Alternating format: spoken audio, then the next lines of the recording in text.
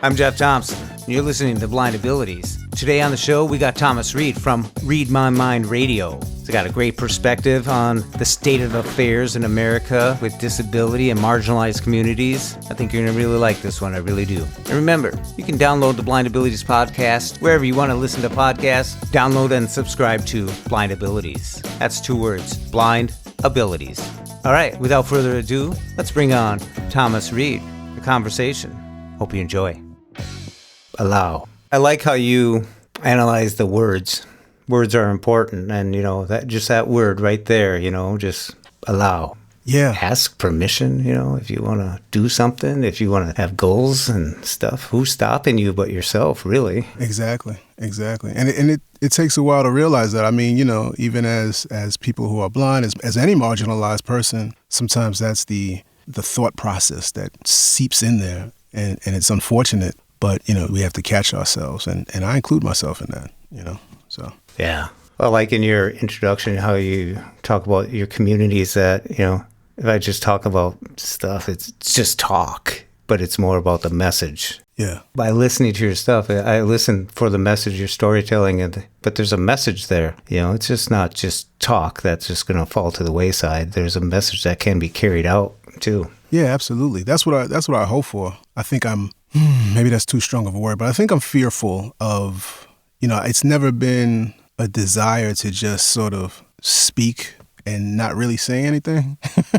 You know what I mean? Like that, it happens, right? We hear it. Oh yeah. We hear it all the time. And I don't want to be, I don't want to do that. So.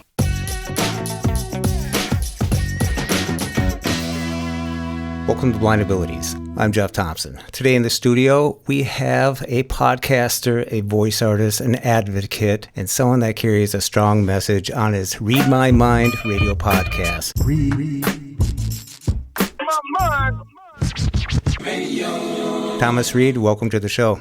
Thank you so much, sir. Appreciate it. I enjoy listening to your messages. I got to say, I would say it's just not a podcast. You're just not talking, as you say. But the message that comes out of them, especially I recapped the 2020 just recently, and it was like 2020 is ableist AF. I'm talking about this idea of perfect vision. Struggling with low self-esteem growing up, I think it had a lot to do with the fact that I was reading Essence Magazine, Ebony Magazine, Jet Magazine, reading the stories of Toni Morrison and hearing the Black struggle, but I never read about the disability struggle. It matters. It really does. 2020 vision is seeing as expected. A person with 2200 can see from 20 feet away what a normally sighted person sees from 200 feet. When it comes to an awareness of police brutality, Black people been having 2020 vision. But too much of America has been hovering around that 2200 acuity. They've been legally blind to police brutality forever. I realized, God gave me this talent, and with this talent, he's kind of helped raise me up from that bed of poor self-esteem, lift me up and encourage me and inspire me. And I have to take care of this talent. I have to nourish it, be kind to it, treat it right, and try to use it. There's no lens to help them see the systematic racism, not only in the police departments across this nation, but also throughout our society. At least, not long enough to actually do something about it. The COVID-19 pandemic created the environment enabling the magnification of the brutal killing of George Floyd, the murder of Breonna Taylor, and the injustice that followed. I wanted to be hopeful that the initial attention and outrage would be a catalyst for real change throughout society. I talked about how these events have and continue to impact me and my family. Wow, you did a lot of traveling there, all with your voice, People are listening. No, yeah, I appreciate that. Yeah, that's sort of the goal, is to just sort of pull out the messages from the people that I'm presenting, right? Because I think everyone does have a message. And while the podcast, I think, initially started specifically, and it still is to anyone adjusting to blindness, to disability, those messages often intersect with other marginalized groups. Anytime to have the opportunity to incorporate that or to speak on it, I think, it's great when we can say something. You use adjusting the word a lot. Yeah. It's a continuous thing in life. Absolutely. Sometimes I wonder if I'll use it too much, but it is what it is, right? It's what a lot of us have to do. The times they are changing. Yeah.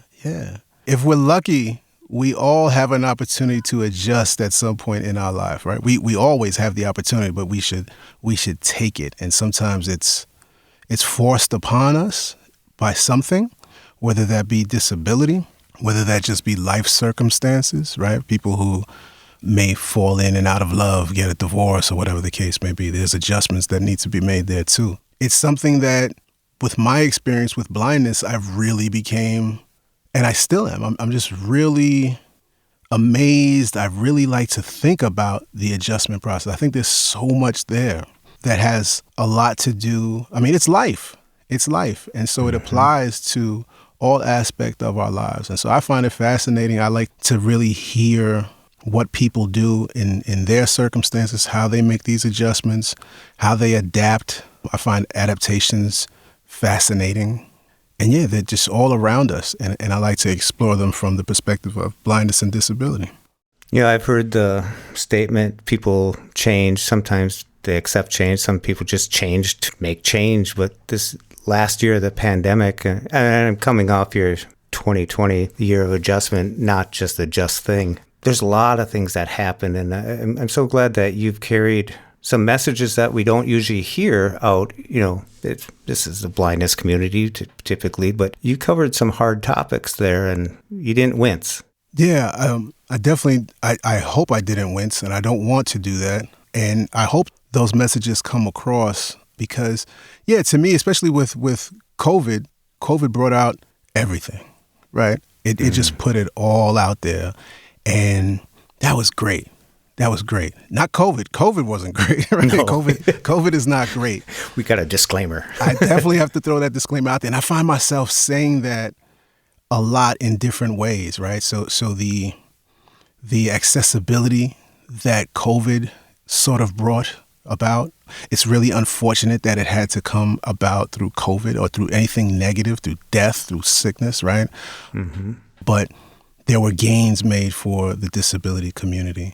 It was extremely unfortunate that, these things, police brutality, police murders, like all of this inequity comes about. But COVID, to me, I still believe that it was because of COVID that the world, and to just be quite frankly, the non-black world, the white world, people, the privileged, paid attention. And I don't think that would have happened without COVID, because folks would have had the opportunity to just shut their phones off and move around, because it's not new. It's just not new. This man was killed, and this was not the first time, but this was the first time. And it wasn't even the first time something like this was captured on video, but this was the first time, thankfully, that some sense of justice happened, right? It ended up happening that this individual was found guilty. And I don't think that would have happened without COVID. I really don't. So, and that's the sense where I say COVID was well, whatever, y'all fill it in, because I don't want to say it because it wasn't a good thing, but it was helpful. You first started by saying stuff about the blind, visually impaired, people with disabilities, and the COVID, working from home. Yeah. I mean, and now what do you got all the companies doing? Yep, exactly. What many people have been doing, or been definitely asking for, right? Folks have been seeking work-at-home opportunities. Why? Because transportation is not great, right? It's often very difficult for people depending on where they live. And that's all people with disabilities, right? Then all of a sudden, no one can leave. Oh, we're going to make work from home an easy thing for everyone to do. Okay, let's hope that continues.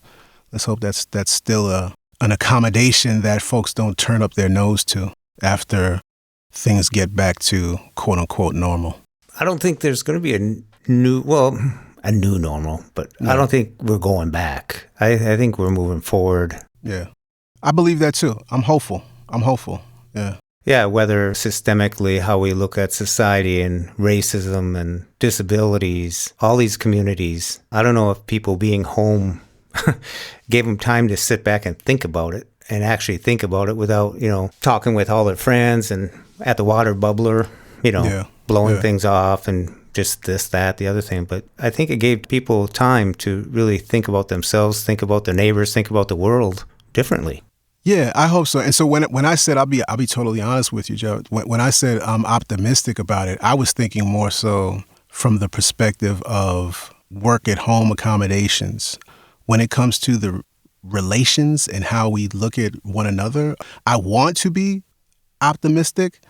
I feel like I have to work more on that one. Like that takes more effort for me. I'm a student of history, and I think I try to stay involved with the news and what's happening, and there's so many things that make me say, "Ooh, there's still so much work to be done." And I know there might be people, "Oh, well, look at what happened. We got a guilty sentence. Chauvin, however you say his name, he was found guilty." Yeah, but there's still every day during that trial, there was someone, a black person who was shot by a cop.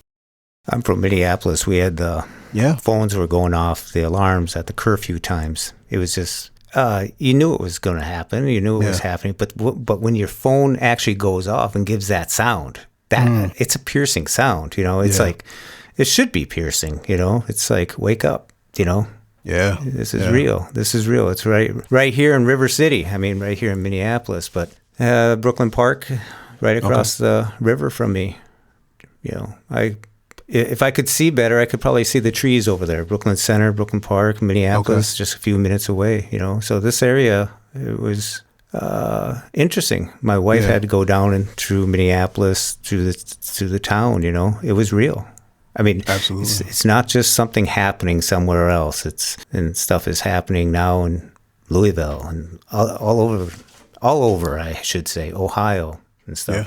I hope more people realize that, right? So, because you are in the midst of it, right? You're right there. But I'm wondering about folks who are still able to sort of look away for whatever reason, right? For whatever reason.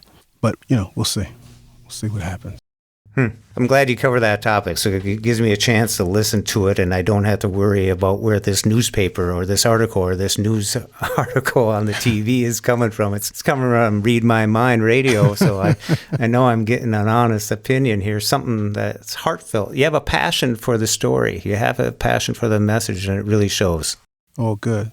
I'm glad, because I definitely have passion for stories, and I have passion for people. Maybe that sounds corny, but I really do. Like, I love connecting with people, period. Because I think when we connect, it's like everything else doesn't matter. Like that's why sometimes I have a really hard time when people say, "Oh, you have to appeal to this, appeal to that." Like, damn, aren't we all people? And again, I don't mean that to sound corny, but hopefully people don't take it that, because I like you said, I hope I do, and I do say the truth, and I'm glad you said that, and I say how I feel. But at the end of the day, like when I talk to people, I just love that, because there's usually something to connect on, and when we can all be just cool and just relate to one another. It doesn't mean that we have to love and everything about each other, right? But there's usually something that we can connect to and respect. Like that's the word for me. It's just to respect. I don't have to agree with your politics, but man, if you respect me and I respect you, there's a lot we can do with that. So that's the vibe that I want to put out and that I want to come back to me. So yeah, an argument is not really a 4-letter word. It's a form of debate. It's a form of arguing your side and someone else. You can still respect each other. They used to debate for 4 hours, Yeah. Hash it out. Let's see what it goes, Yeah. And I mean, I think we all want to live. Like, we all just want to live and be with our families and be with our friends and just have an opportunity, just have the same opportunities as everyone else. This idea that whether it be people with disabilities or anyone else or any marginalized community, black people, whatever, want more than someone else does or is looking for handouts and stuff. It's like, no. I think most people, it's like that James Brown line, just open the door, I'll get it myself, Just stop locking the doors and, that type of thing. It's funny you mentioned James Brown. I told someone one time, if you're going to do a podcast, you got to start it out like James Brown, just boom, Right on the note, right? That first note, just boom. On the one, baby. Yeah. I remember when I first started out, I think I was talking to Will Butler. He turned me on to Reid My Mind radio. It goes way back. I think when you and I first started podcasting, it wasn't a household name. What gave you that medium? What was that like? I suppose you had to tell people, I'm doing a podcast, and they'd go, Yeah, what's that? No, well, I've been into podcasting as a consumer since, I'm going to say, like, very close to the very, very beginning, right? I was listening to Adam Curry's podcast because it tied right into my vision loss and getting back onto a computer. And so for me, the computer was a way to access everything. You know, and like it is for so many people. But like I had just moved from the Bronx out to where I live now in the Poconos. And so even just turning on the radio where it's not a good signal, there weren't the stations. So even on that level, there wasn't great access. So getting on the computer, I was looking for whatever I could find. And then that's where I started to find these podcasts. And there was a podcatcher that I was using and just grabbing whatever I could that looked interesting. And it wasn't that much stuff, you know. Remember the early days, there weren't that many things. But I fell in love with that really quick. I was like, whoa, this is cool. Like, this is pretty cool. This idea that you could just create audio and then just easily get it out to people. So I knew I wanted to do something with that, right? I had no idea what it was.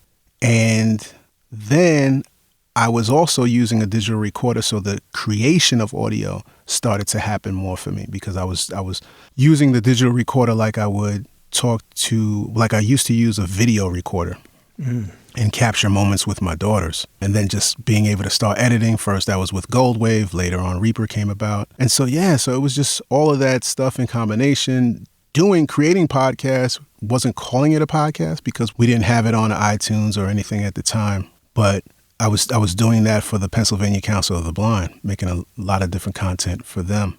Yeah, but that was the beginning. But even during that process, I was like, no, I want to create a podcast. I have no idea what it's going to be about, but eventually figured it out, and here we are.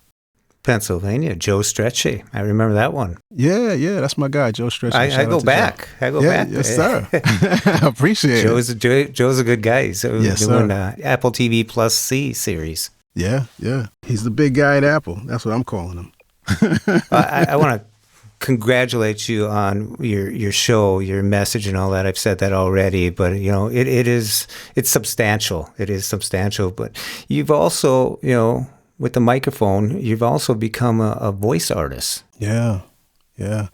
That's I think that was something that was in the back of my mind for quite some time. There's some episodes where I was probably starting to throw that out into the universe.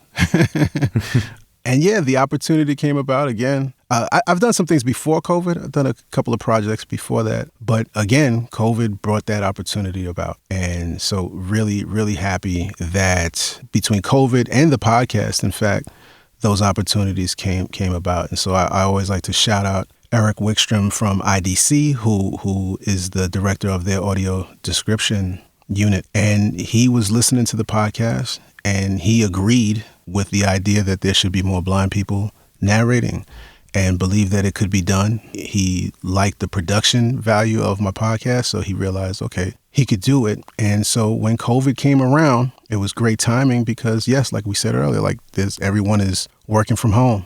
And so he wanted to work out the process, and we talked about it, and we created the process, and the rest is history. So it led to that. And so I'm really appreciative of that. I'm appreciative of it for my own personal gain, in terms of just having those opportunities. But I'm also appreciative because, it created a process that he's using with other blind folks who are doing narration. And I think that's awesome. That's really cool. I've heard you on Clubhouse, the 15%. Probably too often.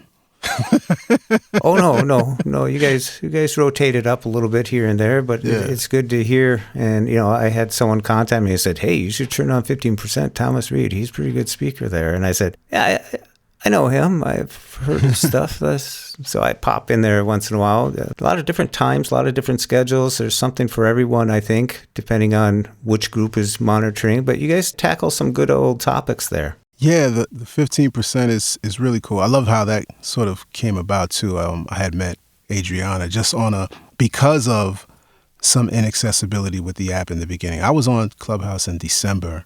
It was a challenge.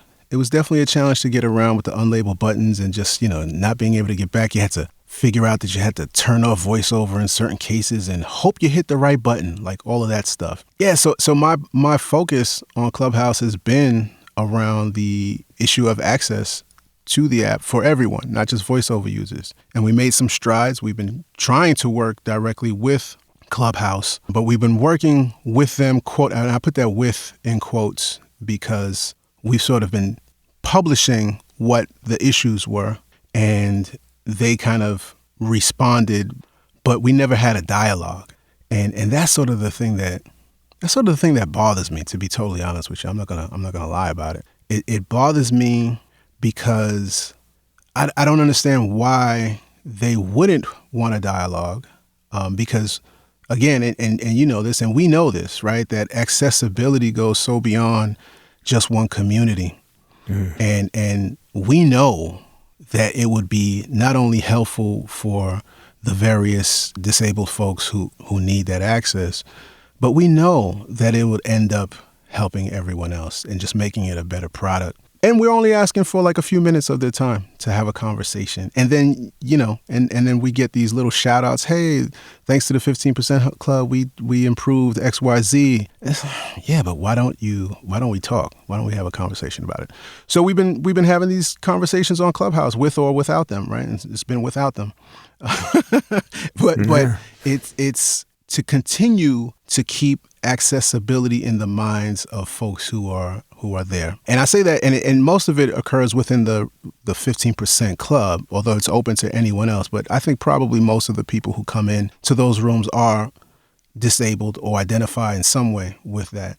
And that's important too, because the strides that were made with Clubhouse have been for the voiceover community, but there's a lot there, right? There's folks with low vision who need some things to take place that would make it a better experience for them. There still hasn't been anything done for the deaf and hard of hearing community. And we see that there were things done recently on TikTok, and the deaf community is using these hacks, and that's really cool. We have to do that sometimes, but it's called the 15%. And so that's the reference to all people with disabilities, right? Around the world, it's supposed to be around 15%. It's probably more than that. So it's really important, I think, that we make sure that we're always advocating for everyone.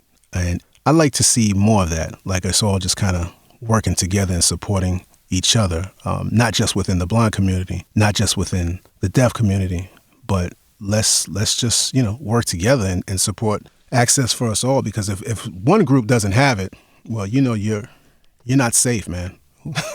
If you might get another app that's not going to be accessible to you, or someday this same app might not be accessible to you and your needs if there's someone's needs who aren't being fulfilled. So that's just my way of thinking. That's perfect.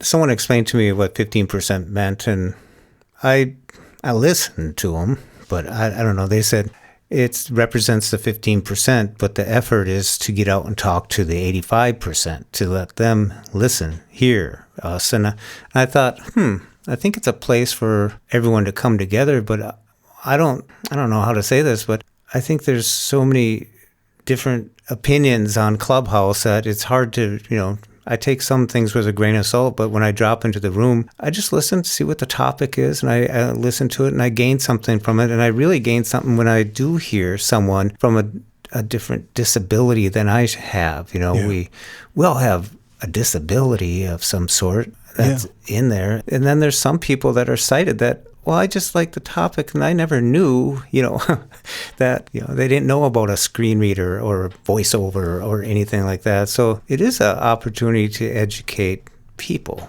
Absolutely. Absolutely. There's always that opportunity in a sense, but I'll be honest with you, and I don't think there's anything wrong with me saying this. I'll say it like and I'm not representing the club or anything when I say this. This is specifically my view. I'm sort of at a place now where, and I get the idea of wanting, for example, the non-disabled community to listen and to learn, but I don't want to focus my efforts personally there, I find. I think I used to. I think I used to feel that was the way. And maybe that'll change. So I'm saying this as of whatever date today is, right? but I really do feel this way, that I'm more concerned with the community of people who are disabled right now, because I think there's a lot that we can do. And maybe it's because I'm getting older and I'm becoming like a, curmudgeon-y, whatever that word is, old man or something. I don't know. But wiser. Wiser. Well, maybe, right? Maybe. Thank you, Jim. But I just don't know if I want to put all my effort into them as much as I want to do into us. It's sort of like that thing, like if you want the world to change, you have to change yourself, right? Mm-hmm. And so I think I'm kind of vibing with that right now and say, I want to put my effort into the community of people with disabilities, and let's just do what we need to do, because we can never change them, but we can do some changing if we need to, and figure out how best to make this work for us. I think there's more possibilities there for me personally. So that's the way I'm thinking about it. And that's kind of my approach to everything that I'm trying to do right now. So work with what you can. Yeah. Change what you can. And, exactly. You can't always. Yeah, I like how you highlight so many people. You had a podcast that was called, what was it? Young, Gifted, Black, and Disabled. Yes, sir. Yes, and you sir. had quite a few talents out there. And you brought, it kind of reminds me of the 15%, because you didn't just do people with visual impairments. Yeah. That was good. Thank you. Yeah, no, I mean, the topic was right there. Young, Gifted, Black, and Disabled. No, there was some, what I call them heavy hitters, right? Rashida Dobson and D.R.C. Charrington. D.R.C. Charrington, boy, whoo, man, every time I talk to him, he leaves me with something to think about. So if folks didn't listen to that, I'd say, please go ahead and listen to that. And I'll just highlight what he was talking about with Blade. Like, that really made me stop and, man, what? And I didn't never thought about a movie that way. And yeah, so I love that. And shout out to AJ, who co-produced that episode with me. And so he's an amazing talent too. And Blade, when he recited the speech, and we're still here. Yeah. No, that one was from The Matrix, but he was talking, what he was saying is that Blade, which was never marketed or even, considered, like the word disability never came out, but he was saying how Blade was like a representation of Black disability, because he viewed Blade as having a disability. And the way he broke it down was like, oh my goodness, you're absolutely right. He's a half vampire, half human being. He basically has some weird combination of sickle cell and an autoimmune disorder. I see it as a rare disease. He was working with a, wait for it, Black woman who was also a phlebotomist. She develops an immunotherapy that he inhales via an inhaler that allows him to function. Told you. When he breaks it down for you? It affected me so deeply. I saw that movie and I was just like, this is a disabled Black dude who is a superhero, who is saving people, and he's Black AF, with his barber who makes his weapons, with his Camaro car with the high rims. It was a marriage of like Blackness and disability unlike anything I'd ever seen before. Black disabled people have already been there, but they're not being discussed that way. Storm is a Black disabled woman. If she were a real person, she has the same chromosomal disorder as a person with Down syndrome. She just shoots lightning bolts out her eyes. She would be covered under the ADA, technically. And just the way you have to think about that, it was really cool. And so he does that every time I talk to him, and it might be another movie or something else. I'm like, hey, wait, he's right. So I love that. Yeah, some of your guests down there, they all have a quote like, I can't remember all their names. One of them said, it's been 400 years. Give us a minute. Their race, ethnicity. Hold on a minute. 400 years? We haven't had the opportunity to do a lot of stuff. Take a seat for a moment, because I guarantee your seat for a moment will not end up being 400 years. Then, when we get to the place where everybody can do everything, that's fine. But we're not there yet, and we need to catch up. So give us a minute, okay? There it is. I can tell you who that was. Inga Tudor, a voice actor. Yeah, she does audio description. Absolutely. Yeah. She was. It's the truth. Sometimes people want this idea that change, okay, things are different now, everything is equal. No, yeah. Come on. And folks are now learning that, no, there's systematic things that happen all the time, and you can't expect things to be equal right now and just move on just because one change has happened. So yeah. I appreciate it. Jeff, you got the quotes, man. I appreciate that. Well, I've heard you for quite a few years here. It's always good, especially, your style. I don't want to say NPR or something, but it's it's a story. It's a storytelling. You're not just interviewing the person. They talk, you talk, they talk. It's like there's something hidden here, and you got to flush it out. And I think when you're editing it and you do your narrative, your voice artist work, and even your songs, your music, Young Ant and Girl Gone Blind, you did some stuff there too. But I think you've really polished up the presentation, the message. Typically there's 30 minutes long, but you tell a story. You tell something. You don't let people guess at it. You flush it out. You tell them what's going on. So I really like that. Thank you.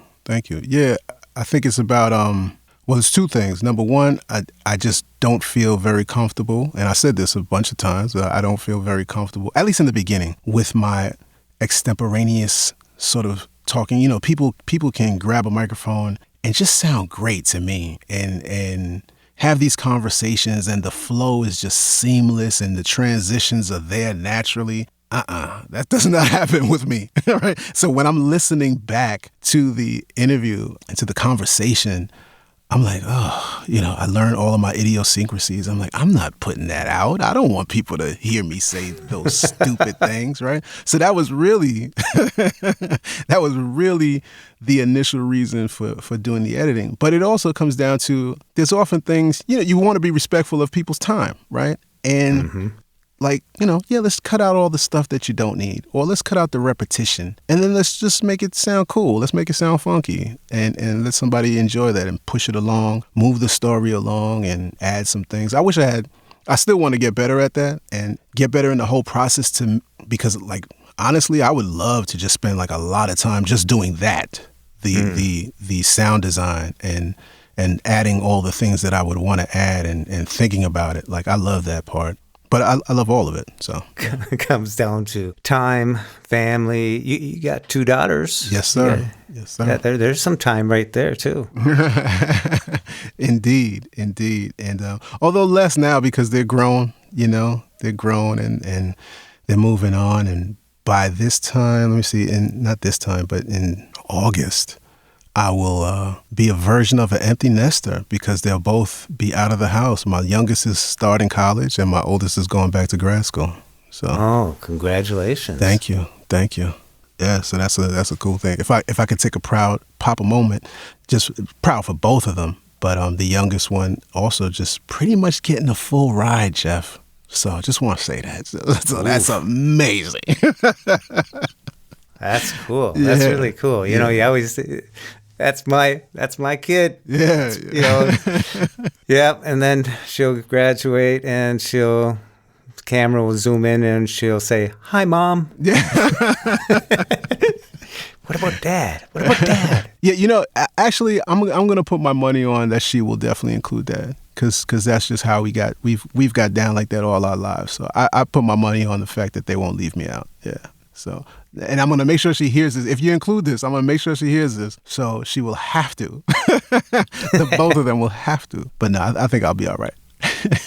So it's been quite a journey, though, from 2004, cancer, and you lost your eyesight, to today. Just the blindness aspect of it, plus family, plus you can't just, it all gets muddled together, doesn't it? Yeah. Sometimes having kids forces you to learn something a little better, a little more, adjust. Oh, yeah. My kids, they made me really look at myself. They continue to make me look at myself in more ways than one. My oldest one is always talking about the fact that I have a bald head and stuff, which used to be by choice. It's not much of a choice anymore. No, I mean, they're so introspective, naturally. And I guess it's also the generation. Mm-hmm. And I just admire that. I think that is really, really cool because I know it took me a while to become, and I don't even think I'm anywhere near them, but introspective like that and just self-aware the way they are. Both of them can just say, hey, look, I need some time to be alone because I'm working on some stuff, and I'm just, this is not the right time to talk, And for me, like when I was that age, I probably stormed out the house, or I was like, I was doing some other things if I didn't want to. I didn't have those words. I didn't know how to process those feelings. So I think a lot of that has, I've benefited from being a dad, from just kind of learning from them and watching them. Yeah. When you first started facing your blindness, you started an advocacy group. And I mean, it seems like you just took the bull by the horns a little bit here. And I'm sure there were moments, go through, but it seems like you were saying, you found podcasts back in the early days of a form of getting information that once you got it, you didn't have to worry about the bad reception or anything. You could download it and get it and go. So was your journey learning the assistive technology and the tools smooth? Yeah, that was smooth. That was pretty smooth. I was fortunate. I had an IT background, so I was an IT developer. I was naturally always interested in technology, and any chance to get my hands on a new piece of technology, I was gonna take it. I was one of those nerds who was, had subscriptions to the PC World and to these other magazines back in the day. And I was a nerd where I was reading magazines about computers before I had a computer. So I was like, wow, I can't even afford one of these yet. You knew byte was spelled B-Y-T-E, right? Yeah, Like I remember the magazines, like just, we talk about inspiration porn. It was like computer porn, because I would just look at first of all, the magazines used to be so pretty. I don't know what they look like now, but they were so pretty looking. Just they did tremendous graphics, and the coloring of it was just really pretty to look at. But anyway, I'm babbling about that, but it was a new world. I mean, it was. And so to make that, to align that with the conversation about access technology. So that was my mind frame already. So my goal when I first lost my sight was to get back to work. And so I figured, okay, I need to learn how to use a computer. And so I was ready to go. I I came home from the hospital. I'm in the bed. I'm like, okay, when can I get these appointments? When can we do that? And so it was like already self-advocating, right? Hurry up, let me get these appointments. Let me get affiliated with the bureau and all of that stuff. So then, when I had the opportunity to start learning it, it was great. I was just like, okay, give me the tools, give me some basic knowledge, and let me go home and play. And that's what I did. And so I only had a few classes, but I'm just going to open up, and JAWS at the time, and they still do. I mean, they do a great job with providing tutorials and all of that stuff. And so a lot of that was like right there within the CDs that you receive to install it. So I would just work through all of that stuff. And then again, just putting it into practice, right? So I was able to get online. And initially that was where I started my blog, because I just wanted to be able to practice stuff. And unfortunately, when I tried to get back to work and doing what I was doing, that's when I was really introduced to inaccessibility. And in terms of the advocacy stuff, I was fortunate. I was really, really lucky to be able to get teamed up with some folks. I was in a support group out here for folks with vision loss. And it was like 7-8 of us who started the chapter of what became the chapter of the Pennsylvania Council of the Blind. We started the Monroe County Council of the Blind. And that was mainly because we all were similarly minded. We were around the same age. There was some youthfulness there at the time. And we wanted to do things. We wanted to try to make some change. We wanted to do.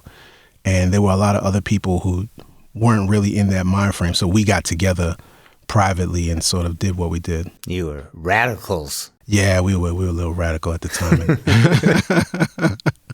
We definitely made some noise. Probably a breath of fresh air, though, sometimes going through those chambers, you know what I mean? The way that things used to be. And it seems like right at the turn of the century here, you're talking 2004, 2010 right there. Mm-hmm. Big changes. There are big changes. This iPhone thing came about, another huge change, pre-iPhone, it was different. And then I remember when they first talked about this slab of glass, it was like, I just went, no buttons. Yeah, exactly. Thanks. Exactly. Thanks, Jobs. Thanks. But now look at where Apple's today. Yeah. The technology that we have. And students today, what a journey they have with the tools we have. But, I'm sure it's just as challenging because everything else escalates as much as times did before, just because we have an iPhone doesn't make it easier. There's more challenges because everyone has an iPhone, That's right. So what advice would you have for a student who is transitioning from high school to college and looking towards the workplace today? Yeah. Wow. Well, technology, obviously, right? And so, like you said, many of them are probably really, really good with their tech, but you have to continue. You have to learn what's new. And when I say learn what's new, I don't think just learning, like this is the way I feel about technology in general, not just learning it for the sake of learning the technology, but figuring out the application of that technology and being good with that, right? How to apply these various tools that you have access to and to make yourself marketable. I think that's really, really important. Even before that, like I'm a big proponent of doing what makes you happy and, kind of going for the things that you're interested in. And I know that if it's like when I was growing up, it was the adults in my community were all about, you do what's going to get you a job. And I get it. It's practical. I get it. But I think there's, especially if you're of the mindset, like if you're a hustler, if you're somebody who can kind of get out there and you're going to put the work in, then why not put the work into the things that you really enjoy? And I totally believe that. And I think I'm sort of going with this universal thing where like the universe is going to bring you to where you're supposed to be if you're fortunate, if you're lucky. And so why not just start out with what it is that you want to do and where you're trying to go? You know what I mean? Mm-hmm. And just focus. And because then at that point you can put everything else that you learned. So the idea of using your technology, the idea of all the great advice about how to, talk to people and be, use your personal skills and all that stuff comes into play. But man, if you're doing what you love, like that to me is the goal. So why not just start there? Yeah, that's great advice. I really I'm taking away a lot from this interview already. I'm the first to take away from it because it doesn't exist yet really, but what you said about learning your technology, learning the tools, not just, okay, this is how it works, but applying them to you and making yourself marketable for the job. These tools aren't things that we just play with. Oh, we can do this, we can do that. But what can you do with that tool that you can sell yourself, that you can go out and say, I can do that. And those tools are just, they're tools. They're not toys. Exactly. I mean, yeah, we all have our toys. Like a young person. Yeah. There's nothing wrong with the toys. No. There's nothing wrong with the toys. But, like a young person, I would love to see like a young person who walks into a company and it's like, hey, I'll just take Clubhouse, whatever. And they come up with an idea for this particular business on how to use Clubhouse that's going to generate business for them or something that's not being done. You know what I mean? Mm-hmm. Things like that. That's awesome. That's a person who's going to stick out. And it's going to be noticed as someone who can create and someone who can think. You can train anybody or anything. And we know that so many things of, AI, right? Mm-hmm. Technology is training anything to be done by a computer. So you better stand out. What are some of your tools on a daily basis do you use? Assistive tools. Assistive? The two are really, the main two are my iPhone. I don't go anywhere. I barely leave my room without my iPhone. It's embedded. Yeah, it is a part of my hand. My screen readers, and I say screen readers because I use both JAWS and NVDA. I've been trying to get away from JAWS, but JAWS is like that. I try to get away. They keep pulling me back.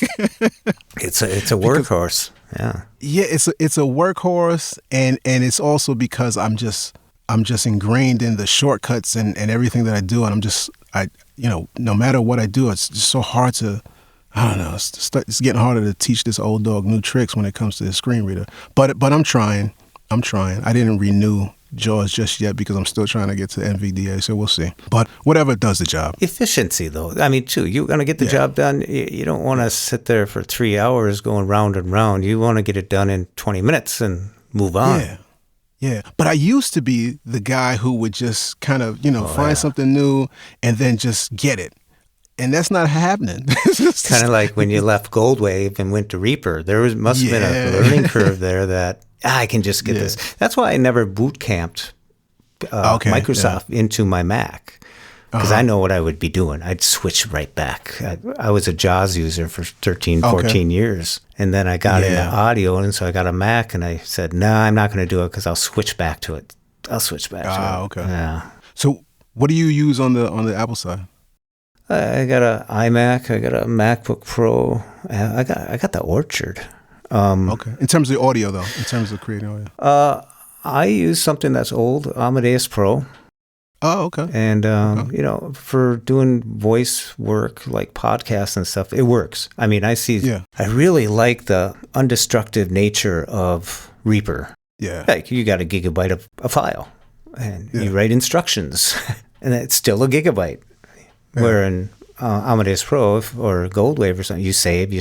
Now you got 7 gigabytes because you got 7 versions, and then get rid of all that other stuff. It's problematic a little bit that way, but I've been using it, and I just took some lessons on Reaper, so now I got to go home and practice. Like you said, you got to take those 3 hours and spend time using the machines. And it's good advice for anybody that's just newly blind, or once you get a tool. It's not cool just to get the tool, just to have it, but use it. Sit down and play. Go home and practice. Yeah, the best way to learn. Yeah. The best way to learn is, you have to practice, but practice with something that you're interested in, Mm-hmm. Or you think you're interested in it, and figure all of those things out together. Just like you're interested in music and sound. You got the podcast. You took it all, the voice artistry, and you're still doing it. You carried through with it. That's cool.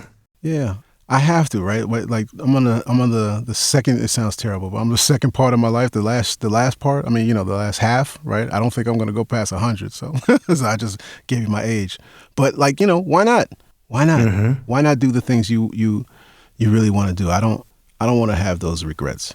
I really don't. You just got to believe. Yeah. Believe. Apply yourself and do it. You don't always ask this, but I bet you have a quote. What's a quote? Do you have a quote that you love? Or 20 of them? Now, I have a file that has quotes, but the first quote, so I'll give you this quote that it's always stays in my mind, and it's not the traditional quote. It's not a traditional quote that folks would probably ever think of, so I'll be different in that sense. But it's a quote that comes up a lot, and it's from Chuck D of Public Enemy, so a rap group. And it's the opening line to the song called Welcome to the Terror Dome. And it's I got so much trouble on my mind, refuse to lose. And so it goes on, but just that part right there, that was sort of the quote that was running around, and occasionally runs around, but it was definitely running around with when vision loss first appeared for me. And it says it right there. I got a lot of trouble on my mind. I got so much trouble on my mind, but I refuse to lose. And that's it. That's great. I refuse to lose. It's great that you found that. Yeah. And just that's a loss as I see it, right? So what is lost to whoever is using that quote, whoever is listening to that? You define your own lose. Like, I'm not in competition with anyone or anything like that. I just refuse to lose by my definition. Thomas Reid, Reid My Mind Radio Podcast. Check it out. Thomas, I want to thank you so much for coming on here and talking and taking this little interview. Extemporaneous as it was. You did it. You knocked it out. No, but you see how you did it? You had those nice transitions. Like, that's what I'm talking about. That was all. No, I'm serious. And for that, you have to think on your feet. And you have to make it smooth. My transitions are so corny. Like yours were great. Oh, yours was great. I spent a couple hours before this coming up. I said, I got Thomas Reid coming on. Thomas Reid, Reid My Mind. I just had all this stuff going through. I thought you would just interrupt and go, what is Jeff thinking? People. I thought about it. No, I appreciate this, Jeff. This was fantastic, man. I really enjoyed this. Hey, email readmymинdradio@gmail.com or call 570-798-7343 and leave a voicemail. You want to stay updated? Subscribe wherever you get podcasts. Transcripts and more are over on readmymind.com. That's R to the E-I-D. And that's me in a place to Be sure to check out the Reid My Mind Radio podcast. Thomas Reid, thank you so much for coming on. Such a great interview. Such a great time sitting down and chatting with you. And people, he just released another recap. It's the first half of 2021, the end of the season there. And his new season will start up in July. So check it out. Reid My Mind Radio. And for more podcasts with the blindness perspective, check us out on www.blindabilities.com, on Twitter @blindabilities, and download the free Blind Abilities app from the App Store and Google Play Store. If you want to give us some feedback or just want to chat, give us a call at 612-367-6093. We'd love to hear from you. And from all of us here at Blind Abilities, to you, your family, and friends, stay well and stay strong. I want to thank you for listening. Hope you enjoyed. And until next time, bye-bye. When we share what we see through each other's eyes, we can then begin to bridge the gap between the limited expectations and the reality of blind abilities. The realities of blind abilities.